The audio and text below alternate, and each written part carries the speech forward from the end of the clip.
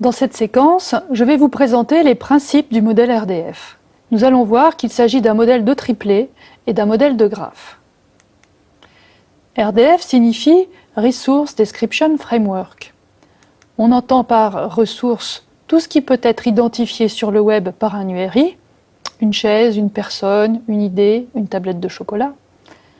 On entend par description les attributs, les caractéristiques des ressources, ainsi que les relations qui existent entre les ressources. Enfin, framework désigne le modèle RDF dans son ensemble, un langage avec une syntaxe abstraite, une sémantique et différentes syntaxes concrètes. Le principe du modèle RDF est simple. C'est un modèle de triplet dans lequel on décrit des ressources par des triplets sujet, prédicat, objet. Prenons l'exemple suivant.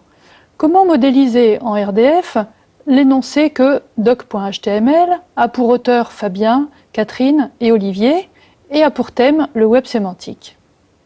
Il s'agit de décomposer cet énoncé dans un langage contrôlé en unités élémentaires qui vont chacune pouvoir être représentées par un triplet.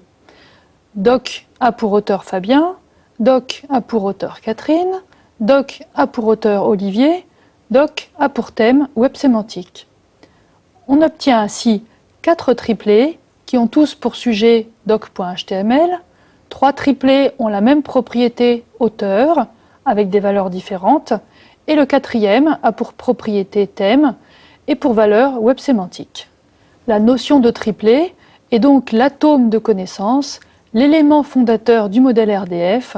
C'est en ce sens qu'on dit que le modèle RDF est un modèle de triplet.